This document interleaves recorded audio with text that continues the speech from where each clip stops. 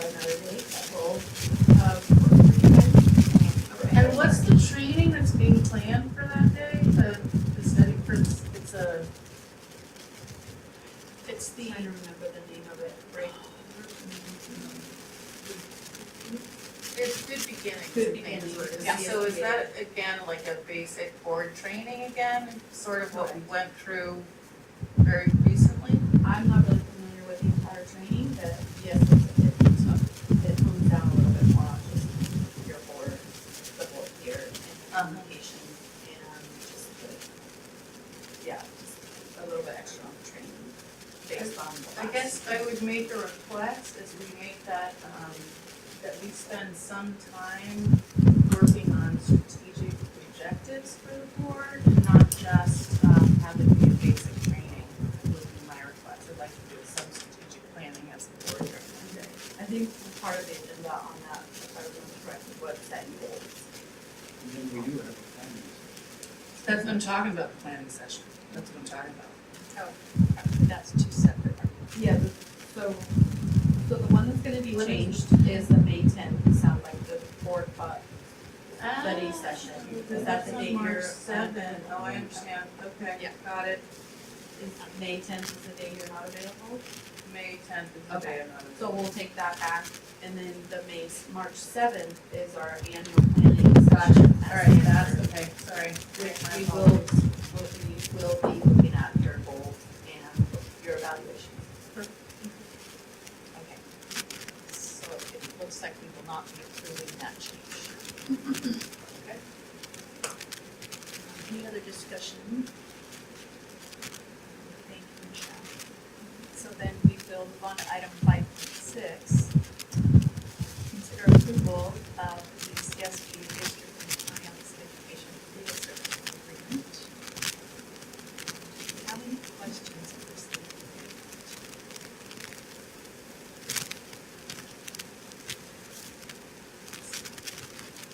Is this something that's in contract?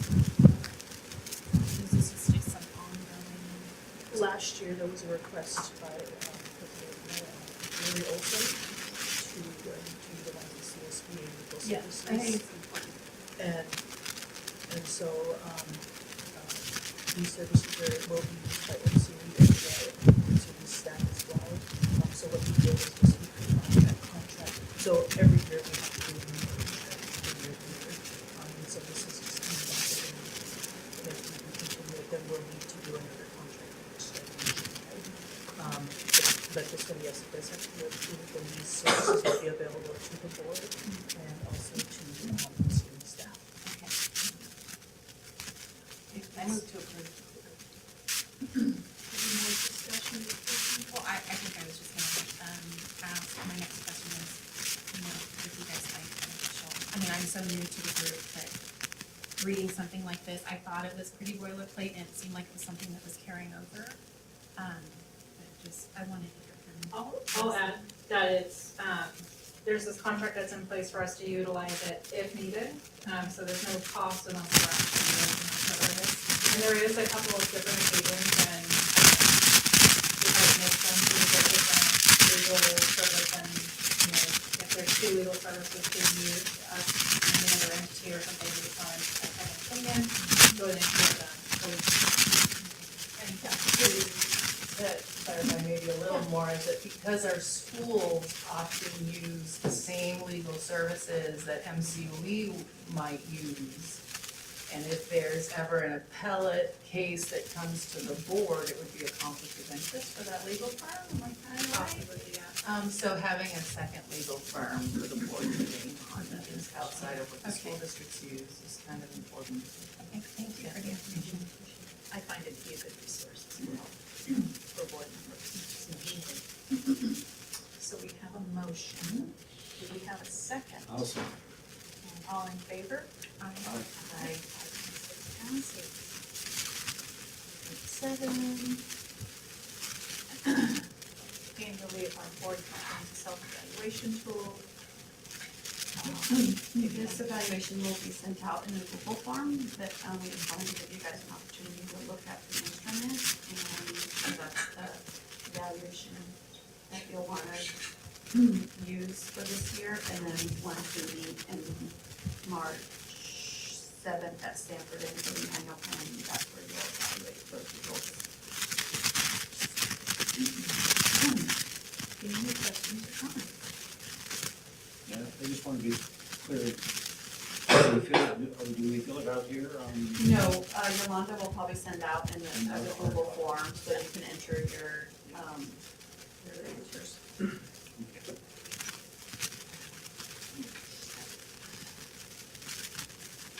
I'll move that. Thank you. Do we have a second? I'll second. Thank you. All in favor? Aye. Aye.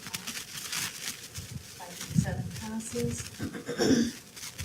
Moving on to item 5.8, proclamation recognizing February 2025 as National Career and Technical Education Month.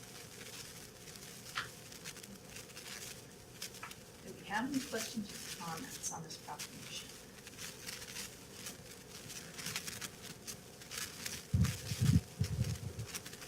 Do we have a motion? I'll move. I'll second. Thank you. All in favor? Aye. 5.8 passes. Moving on to information discussion, item 6.1, our CTE, Career and Technical Education presentation by Director of Cleveland College Programs, Mr. Eric Crawford, welcome. Good morning. Thank you for allowing me to join you this morning.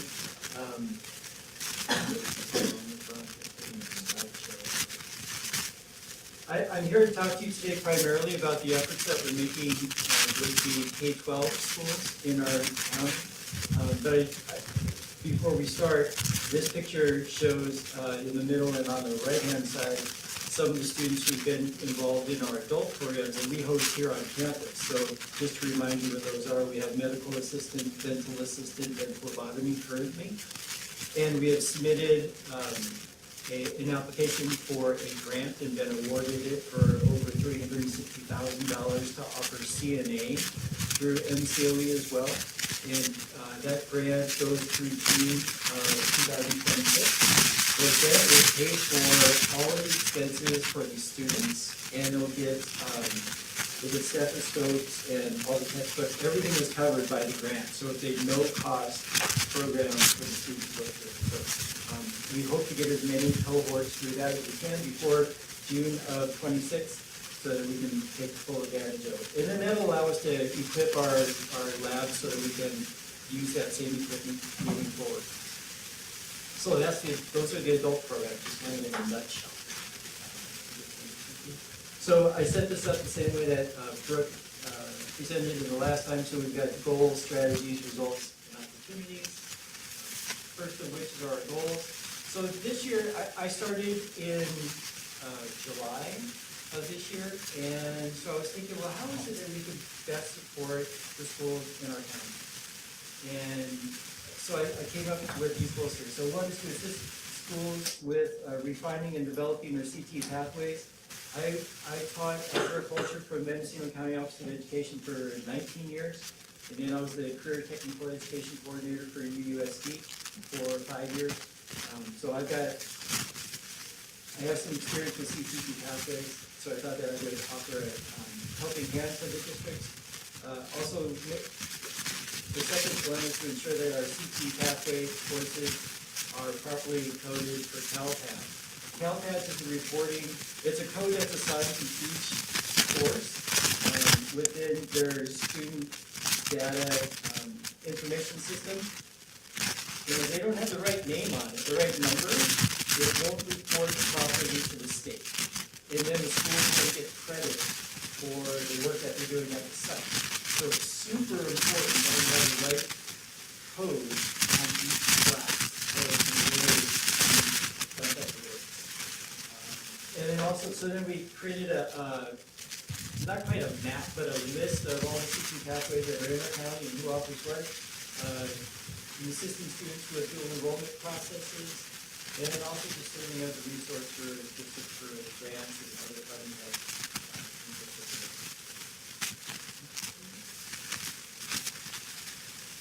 So at the beginning, I said I'll just by collecting data. So the first place I went was the California State dashboard and pulled out numbers for each of our districts. And you'll see all those listed on one example of a spreadsheet when you get to it.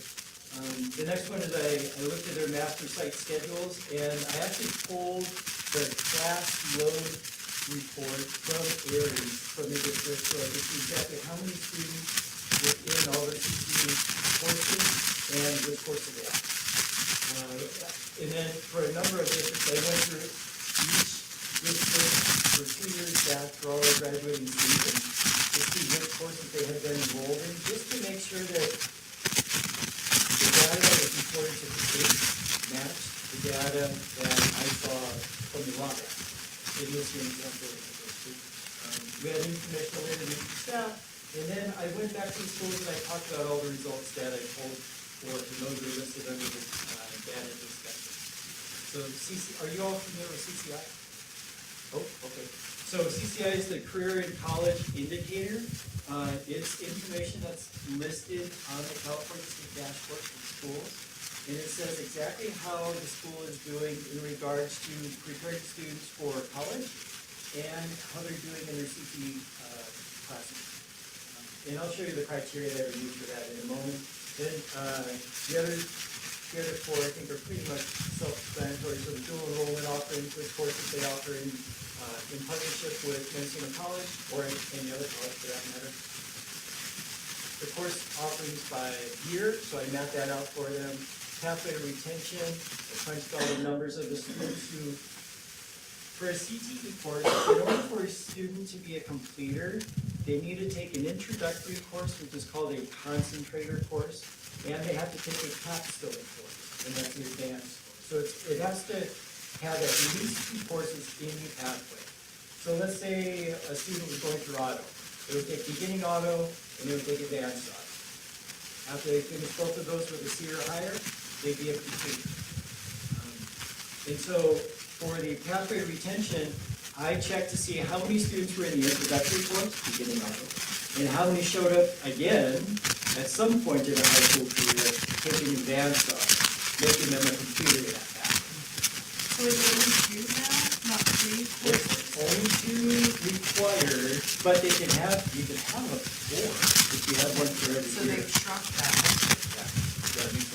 Now, there are some pathways like ag science is a 3-course pathway. But I believe that's the only one. Then I'm attempting to set up a county-wide internship network, and so with each school district, I'm working to identify businesses in their area that might be interested in having students after they complete the pathway go out into the community and practice the skills that they've been studying, right? So to give them hands-on experience, and then we'll also help them determine if this is what I want to do. That's the pathway I want to do.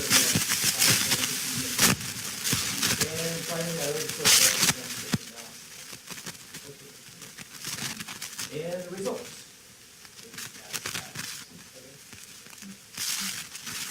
Okay, I understand this is really nice. But on the left-hand side, it shows all of the names of the courses with the CalPass course. And then to the right are all the schools that offer the pathway. So if you look in the squares on the right-hand side of the gray line that's there, I put a number there, just a number 1, so that we could tally up in each row the number of like ag mechanics, ag science, animal science, and so forth that are offered in the county. And then if you go vertically and add them, that's how many pathways are in each school. Now I know probably from your seat, if you're looking up there, it's really hard to read, but perhaps, I don't know if you have it on your screen as well. You just, okay, great. You can use 2 fingers here on your bottom and Or you make it bigger. Great, awesome. Okay, good. So that just shows you our pathways in our county, who offers what, and where we stand for. Okay, now this is where the rubber hits the road, really, for CCI. This is a much longer spreadsheet. I just gave you a little clip of it.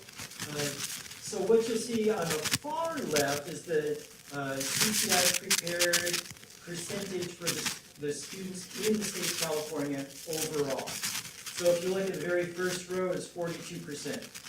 The next one over for this district, they had 54.2% of their graduating seniors CCI prepared, which means they met all the criteria. Really pretty well. Next one over is the number that are approaching preparedness, and then all the criteria that are used to indicate or to calculate whether they're CCI completed or not are to the right. So this is it takes a little bit of explanation. I don't know how much you guys want me to get into it, but if you see the green in the 4 boxes here on top, those line up with the greens on the very, very top. So those are all the criteria. And likewise, the yellow on the bottom on the left-hand side correspond with the yellow on the top to the right. So all of the greens are slam dunks. If a student has received a 3 on both their English and their math for the SBAC, they're CCI prepared. Done. They don't have to do anything else, aside from graduation. The second line down is if they have 2 semesters of dual enrolled classes, likewise, they're done. 2 college classes, and you're CCI prepared. If they pass 2 AP exams with a 3 or higher, 3. If they qualify, and then one that we don't have in that area because we don't have unions are registered apprenticeships. As of yet, we haven't found a way to offer registered apprenticeships here. Although, all of the yellows down below take a combination. So I won't read through all of them for you, except for at the very bottom of the column on the left, and it says A through G and below. So if they're A through G and a CT completer, they're prepared. If it's A through G and the SBAC of a 3 and a 2, doesn't matter if it's English or math. And if they get a 3 or a 2 in either one, they qualify.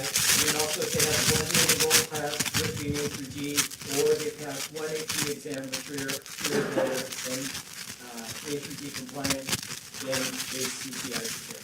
So it's intricate and complicated, but once you understand all the criteria, it begins to make sense and really well.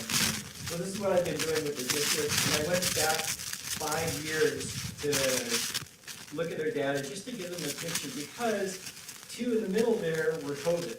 You see the blue strands? Those are COVID numbers, and they were calculated in completely a different way than the other 3 years. So I went back to 2018 to try and give them a picture of sort of the history and the trends that existed before and after. All right, so this is the transcript analysis, a whole bunch of numbers and colors and whatever. What the takeaway here is if students have 2 greens together, like here, they have 1 or more one or more dual enrolled course, and they're a CT completer, they are CCI prepared. And likewise, so there are a whole bunch, like the reds mean that they didn't fulfill that category. The greens, the dark greens mean they did, they were complete. Light green means they were working on it, but they didn't fulfill the full criteria. So is this student that we're seeing CCI prepared? Well, we're looking at about 20 students. Oh, okay. So this one that has the 2 greens next to each other and the one just above them, those are CCI prepared.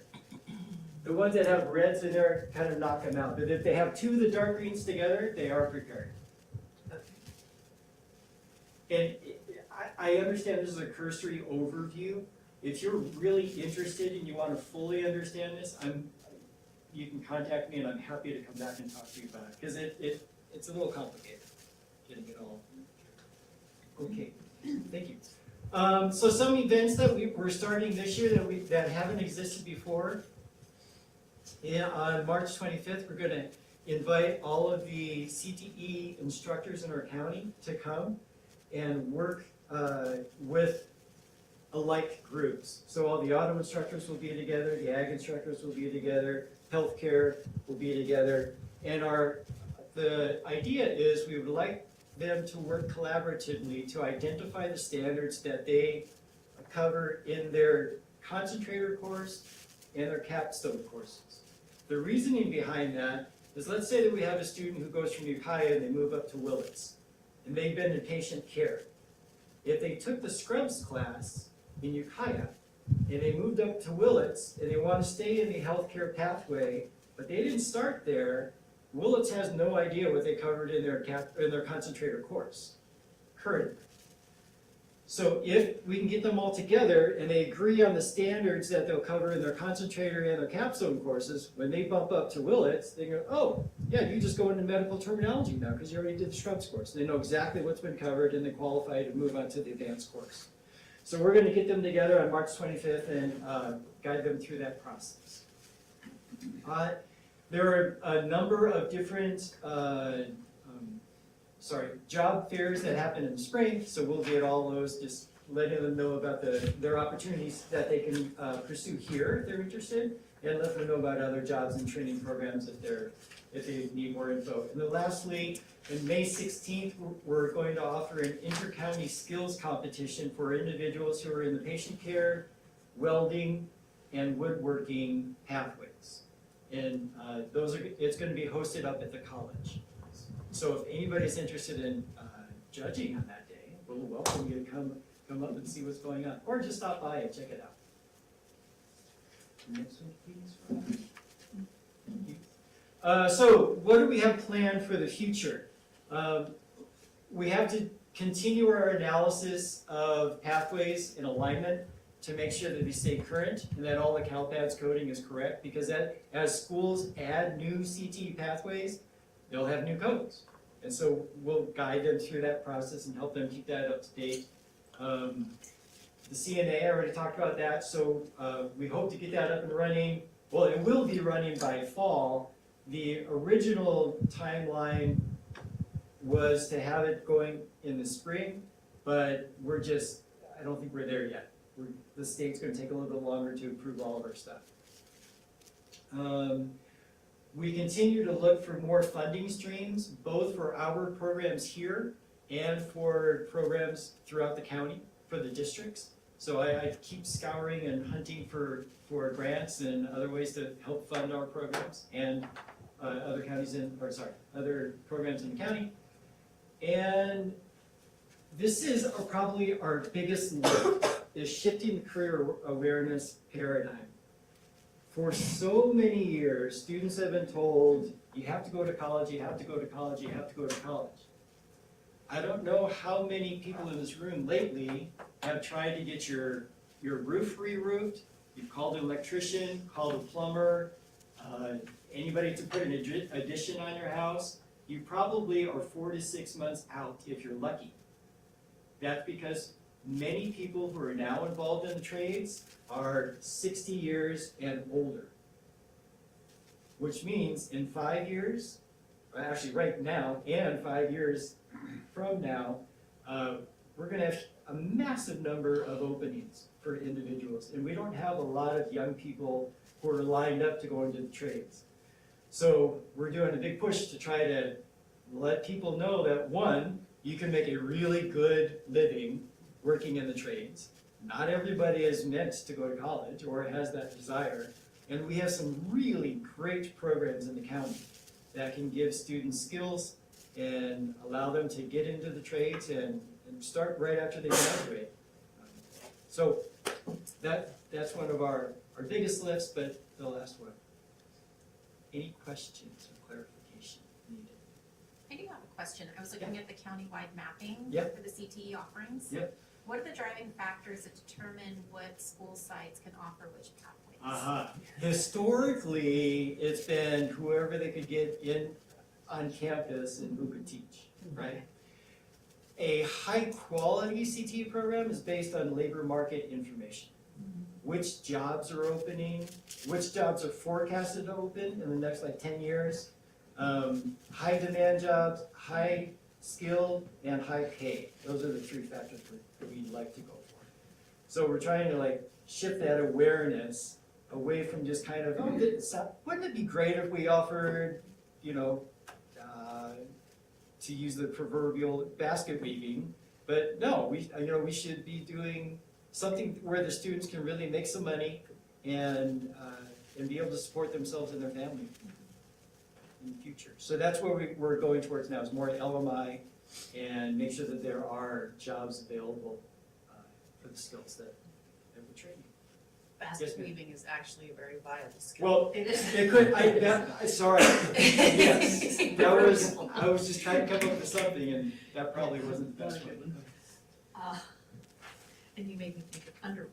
So, well, it has to be underwater Yes. because the reeds have to be wet in order to weave. No, no, I mean, I- there's me like- going I didn't want to discount that at all.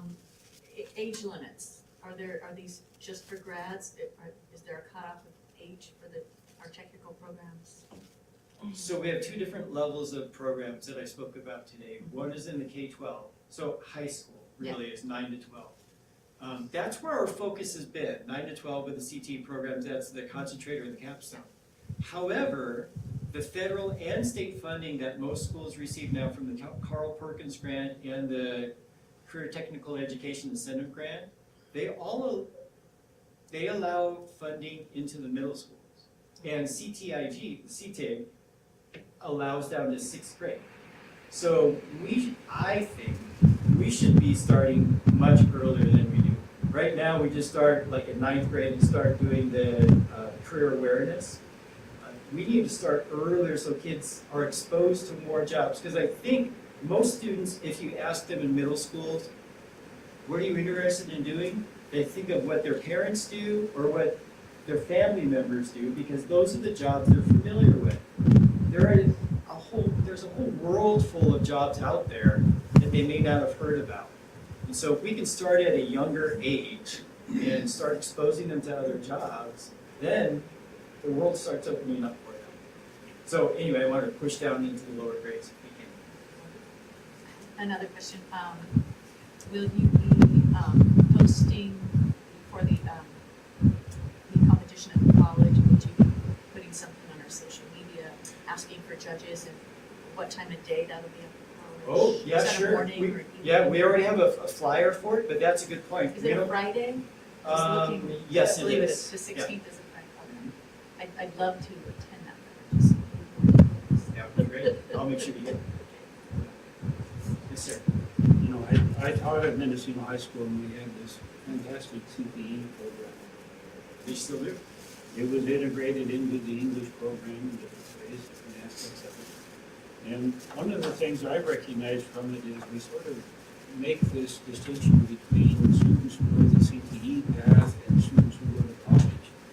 And I don't always agree with that. We had great computer teachers there, and we had kids who went on to college, and one of them helped start Google, if you can believe that. And others have gone on to Stanford and become engineers. And then I know myself, I used to go down to the electronics lab and hang around a little bit, hoping to pick up a few things. And one of the things I recognized there is I had kids who were extremely good, probably a little bit bored in my math classes, but they could find a challenge in that class. Yeah. And so, again, the two things go together really well. The other big factor is the cost of college these days. And if you can learn a trade, that doesn't mean you can't go to college. It just means you may be able to make enough money to pay for it. That's a very, very good point. Yeah, we've had a lot of students who've gone through, like, in the construction program. There are a lot of students who go through the construction and they think, oh, I want to go to college, but they go into like structural engineering or civil engineering or electrical engineering. It's all related to construction, it's just on a higher level. So you're right. And the fact that they've had some experience putting things together and knowing how materials work together makes them better engineers because they understand what they're working with and how the technicians are going to have to put it together. I think I'm probably over time at this point, but I don't want to take up your whole, Thank you. yeah, whole meeting. It's been very interesting, Thank Eric. you very much. Yeah. All right, we will move on to item 6.2, our 24-25 LCAT mid-year review. So every year, at this time of year, by February 28th, we have to bring to the board a mid-year report on where our LCAP is, both the data that we have so far with metrics as well as how much we have spent.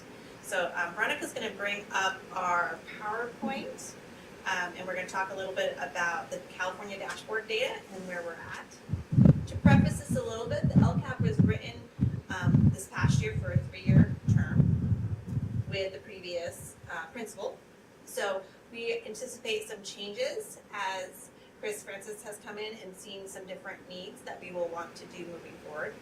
The other thing that I would like to preface is a lot of the required metrics for the LCAP is for a very traditional school, a K-12, Ukiah, Potter Valley, not necessarily for alternative education. So there's metrics that we have to include that might not be relevant to our setting.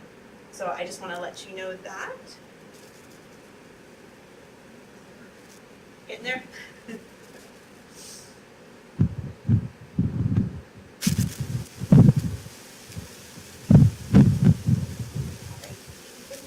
forward. So today's objectives is to tell you a little bit about our 2024 California School Dashboard, which is the results from last school year. We're always behind in this type of data. We're going to share our mid-year update for the 24-25 LCAP, and then provide some updates on the actions, expenses, and metrics. And you have the full report. I'll just do a snapshot in this PowerPoint. So the California dashboard rates performance based on this kind of sundial, where red, orange, yellow, green, and blue. There's two pieces of this though. One is where you're scoring and where you scored compared to the year prior. So you might not be scoring very well, but you did a drastic improvement. So you're actually get a green or a blue dial, but you still have a lot of room for improvement. So there's 2 layers to these dials. The purpose of the California dashboard is really to give a report card for anybody in the public, as well as parents, students, community members, to really see how schools are doing. So those sundials are supposed to make it nice and easy to be able to see how are we doing compared to last year. Go ahead and move forward. There are 6 state measures that we get rated upon, and you'll see some variance for us because we have such a small school number that we don't always get ratings, because if you're less than 11 students in certain groups, then you don't get a rating because it could be identifiable down to a student, which we never want to do on the public scale, right? So those include academic performance, chronic absenteeism, English learner progress, our graduation rate, suspension rate, our college and career readiness, which is our CCI score that Eric just talked about, and then science. Science this year does not have a rating. It will be on the dashboard this fall after we get through the testing season, and they'll actually start giving a dashboard help. And then there's 5 local indicators where you either meet or you do not meet the standard. And those are basic conditions of the school, implementation of academic standards, school climate surveys, parent involvement and family engagement, and access to courses. And those 5 are based on staff information, student information, parent survey information to see where are we rating and where are we at in implementation. And if you complete those surveys and write your paragraph about it, you meet the standard because you've reported on it. So it's not a rating scale on how you're doing, it's basically that you've completed it. There are 14 groups of students that are monitored in California. There's a couple of new groups this year. So, for example, long-term English learners are a new group. They were just added this year as a 14th group. They're calling out English learners that have been in the term to English learner for 6+ years. And then this group, for us, we only have certain scores because of our student groups that are in our classroom. So we don't have scores for all these groups. But click it, it might So there's a couple things that are new. The California Science Test has never been on the dashboard before this year. But as I said, we don't have a rank, it's just informational purposes. We can also now access the LCAP from the dashboard, which is new, which is also helpful for parents to be able, it's all in one place. The long-term English learners are now a group. Differentiated assistance criteria has been updated to include other aspects such as compliance with reporting through CalPads and other systems. And then the last, Is that the only criteria that changed? so that's a new criteria that they're adding this year. Differentiated assistance has also changed, and now it's a 2-year cycle. So that if you're identified this year, you're in it for 2 years, but you could have overlapping cycles. That's good. And then there's a 5x5 chart that has returned for the college and career indicator. What it means by that is the college and career indicator, because of COVID and the different aspects, the indicator went away for a while, and they have now updated it, but they didn't have enough years of data to give you one of those sundials. So now it is back because they can give you that, because they have enough data since COVID, because everything was on halt for COVID. Okay?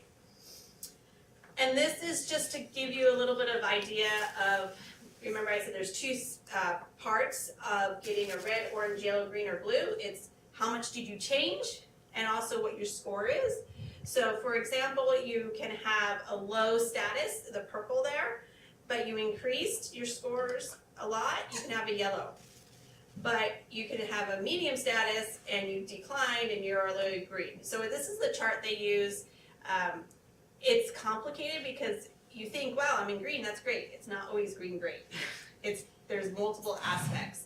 So we saw that with some of our districts this year with chronic absenteeism. Some had a big drop in chronic absenteeism, which is great, but their levels are double the state still. So number is bad, but their drop is great. So it's kind of a mixed message. But it shows that there's improvement and that the strategies that the school district is using, if continued, should probably bring them out of that deficiency over time. Yes. So for MCOE schools, we don't have colors for anything but suspension rate because of our numbers are so small. So we actually don't have any colors. We do show as an orange for our COE overall, which was red in the previous year. So our suspension rate decreased. You can go ahead and go forward. So for each of these, I'm gonna tell you where we are in our scores, but we have no color because we are too few. Usually that's less than 11. So California overall in our ELA scores, English Language Arts, for the CAST is at 13.2 points below. We're 211.2 points below the standard. For math, we don't even have, I don't know why that didn't show up, I apologize, I can get that information for you. But California was 47.6 points below. I know we were definitely below that, I can look that up while we move on. Science, we were 59.5 points below standard that's set by the state. State level was 13.5. There was no color because, as I said, this is the first year they're tracking the data. Next year there'll be a color. In English learner progress, we don't have numbers on this because our ELPI, our English learner progress indicator, we have too few students to get a progress indicator even because it will dial down.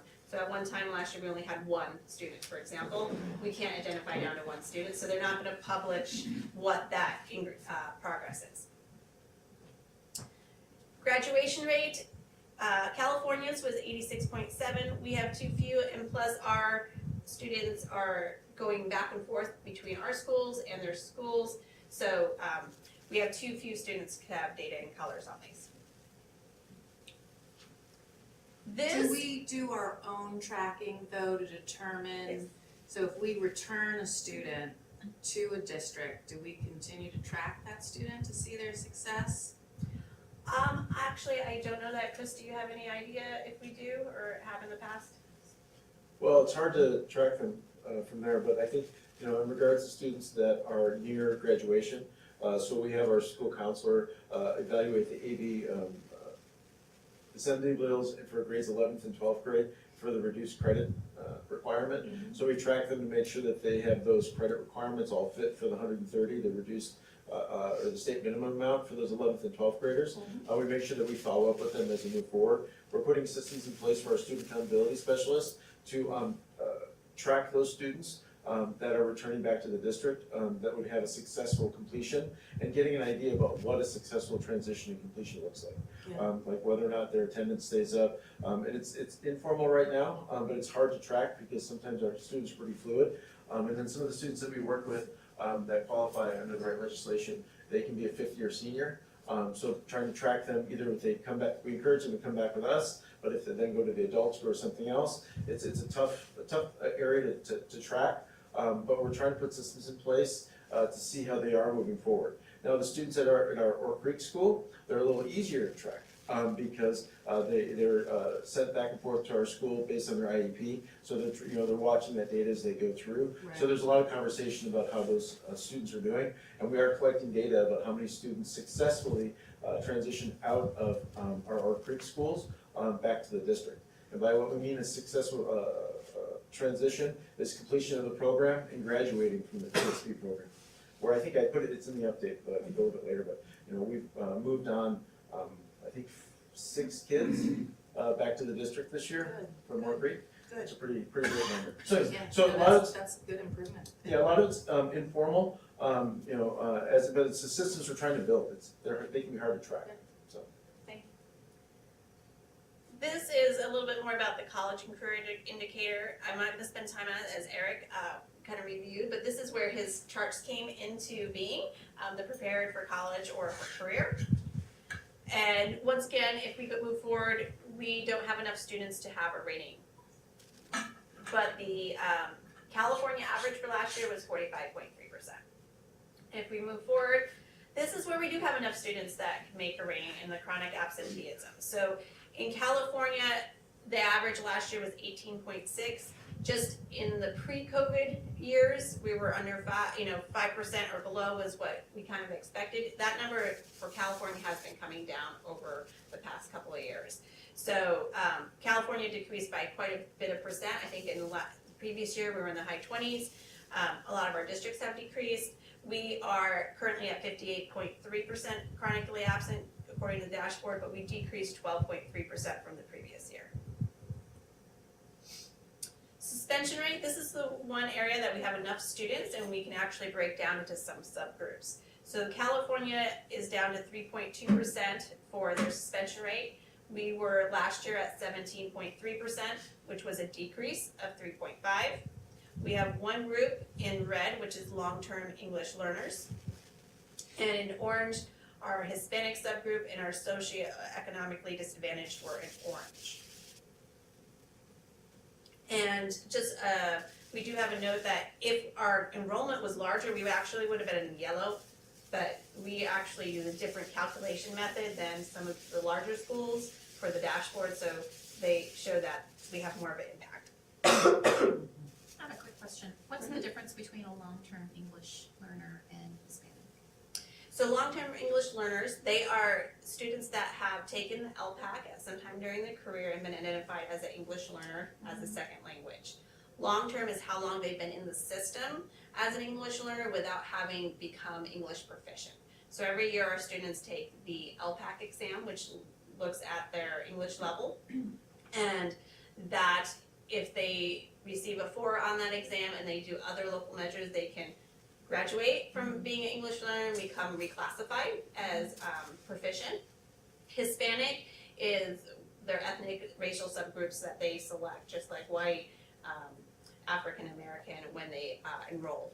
So they could be both or they could not. It could be English fluent and Hispanic. Correct. So. So just in comparison to the county and the state, of course, we have a very different population than just a regular LEA, but our average rating was a 2.0. Mendocino County's average, when we look at all their performances, is a 2.6, where California is at 2.7 in the yellow. We have a very different group though, compared to what we're comparing here across all of California.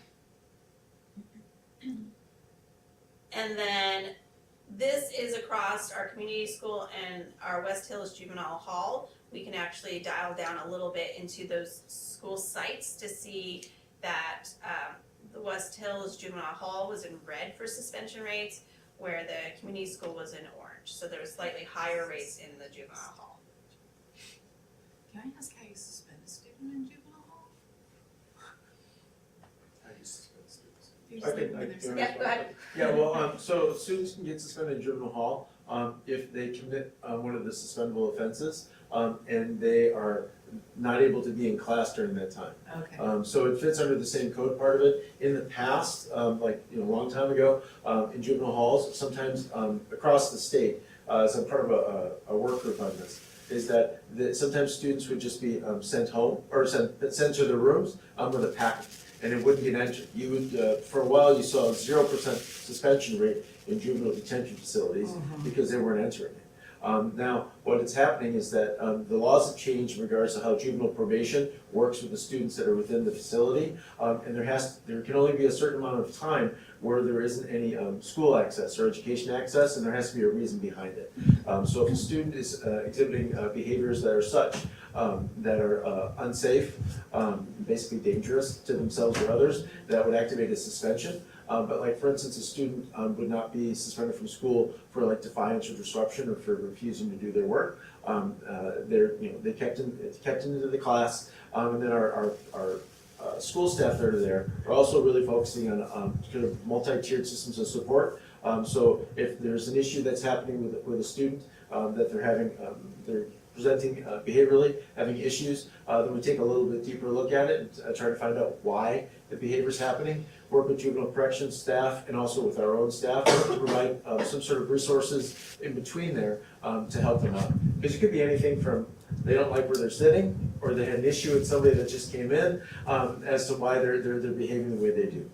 So that, I mean, that's kind of a long, yes, they can be suspended. Yeah, thank you. So why do you think the long-term English learner is in red and the rest is like, why do you think those factors are in the? There's a couple factors there. The long-term English learner, when they set this subgroup, they set it a lot smaller than any of the other subgroups, so it's a lot more sensitive. One student can trick it, like. Right, there's a lot of the power of the numbers there. The second piece is, this is the first year they've been a subgroup, so they've been part of just the English learner subgroup, which means if you're tackling that for any interventions or anything, you're tackling those whole pieces. Now this is really dialing down to a much smaller group, and you can't even be a long-term English learner until you're at least in 6th grade, because you have to have that many years in school identified. So you're hitting those middle school and high school years. And there's, on a personal note, when I've worked with English learners, once you hit that, you're also potentially they're proficient, but they're not taking the LPAC seriously, and there's a lot of pieces that you can do to get them reclassified and just working with them. Hey, this test this is what, looks at your English ability. If you want to go to college, you need to, you're going to take other classes in college if you're not going to be reclassified as proficient. You can't take as many electives in high school. So there's a lot of the middle school adult teenage behaviors that start coming into play, right, in that age group. And then it's also a new group on the dashboard. So nobody's, not that they haven't paid attention to it, but it hasn't been called out before. So I think there's that piece there as well. And we saw a lot of groups across the state, a lot of schools show red for long-term English learners, and they kind of expected that. Okay, so the mid-year update for this, we are supposed to show you some of that data, and then we're gonna move to the next one. And then we have 3 goals for our LCAP. And so what I did was I pulled the actions that we've really been working on and a snapshot of the expenditures and some metrics. You have the full report that dials down to all of those. Some of them are not in progress because of shifting administration and staffing. But for goal 1, MCOE schools will improve student outcomes. So some of the actions in progress are providing professional development, school bands for field trips. They just went on one on Friday. To PLC support, so professional learning communities, support for staff to look at data and look at interventions for students. So far, we've spent $151,374.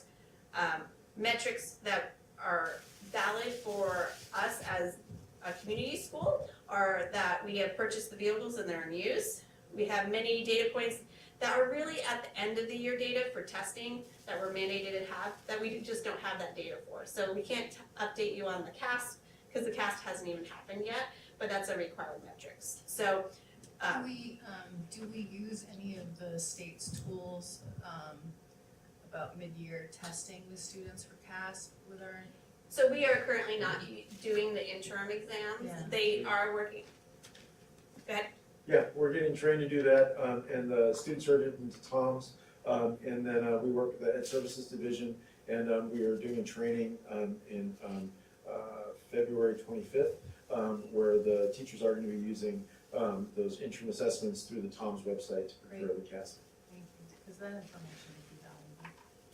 So we're getting those pieces in place as our administration has changed. Goal number 2, MCO schools will improve the learning environment by focusing on relationships. Some of the actions is providing staffing to work with students and parents, increasing parent engagement, providing SEL, social emotional learning, professional development, and connections with partners such as our foster and homeless. So snapshot of what we spent so far is $93,405. Our attendance rates as of last week on the 3rd when I pulled them. So you can see that there's MCCS, the community schools, West Hills, the juvenile hall, and Ore Creek. So there was a slight decrease in attendance rates for community schools, but West Hills and Ore Creek has seen increases in attendance. Chronic absenteeism, so if they're absent from school, we saw an increase in community school of 88.2% are chronically absent. West Hills and Ore Creek has seen a significant decrease, so West Hills is 0% are chronically absent. Ore Creek has decreased down to 58.8%. And in your report, you'll see the previous baseline data as well as the expected what we would like it to be by the end of the 3-year period. Goal 3, equity multiplier. So the equity multiplier for schools that have a large influx in and out and are very unstable with their enrollment. And we are naturally, because of the community school, one of those, started to get an extra multiplier money starting last year that's set by the state. So we have to address equity gaps and teacher preparation and retention.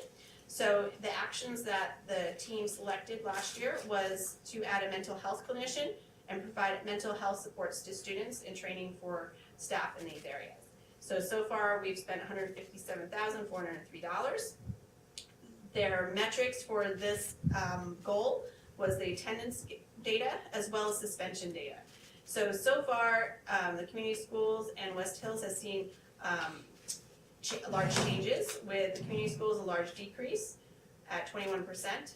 West Hills, 33% saw a large increase, and Ore Creek's been remaining about the same. Of course, we are at a mid-year mark compared to an overall from last year.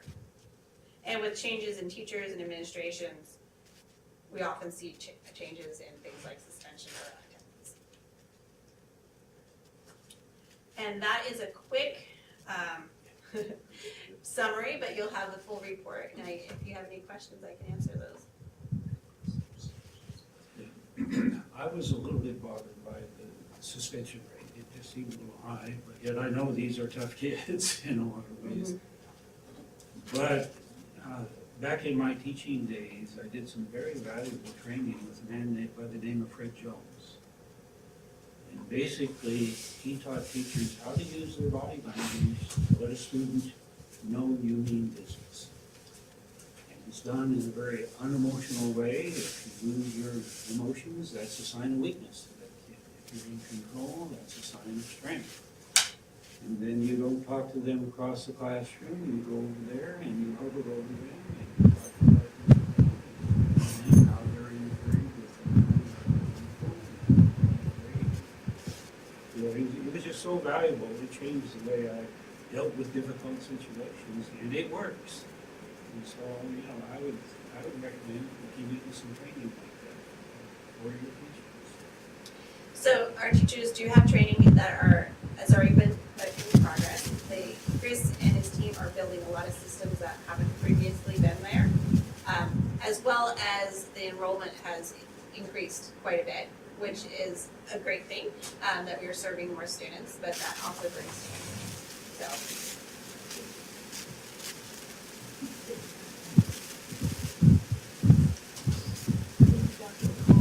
It's very informative. Watch out, you just stop. Any more questions or comments for Dr. Nicola? All right, we will move on to item 6.3, student attendance. Sorry. So last time you requested some information on SARB, so Chris Francis and Jane Hildebrand are here to discuss where we are in a county level SARB process. Thank you very much. All right, well, good morning. Good morning. Thanks for having me. Shane and I have been working on the rollout of SARB here in the county. Dr. Odell had sent me to a training earlier this year with the Association of California School Administrators lead trainer for SARB, Student Attendance Review Board. So that was about a 6 or 7 hour training, getting information and resources about how we would begin to implement a countywide SARB process here. And with all the SARB processes that we're moving through, we're learning about right now, it really is about, it's a little different than it was before. It's really moving towards a tiered system of re-engagement for the families. And the county itself, obviously, know how diverse it is in regards to geography and where population centers are and where transportation is available, and also ideas about the importance of school. So it's a pretty diverse group that we're working with, and all the districts are at different levels or different places in their own local SARB process. What the state really does look for is a robust local system to engage families. And to make sure that they feel welcome, and that they're continually invited to be in school, and to really have specific interventions that we move forward through in order to support students and families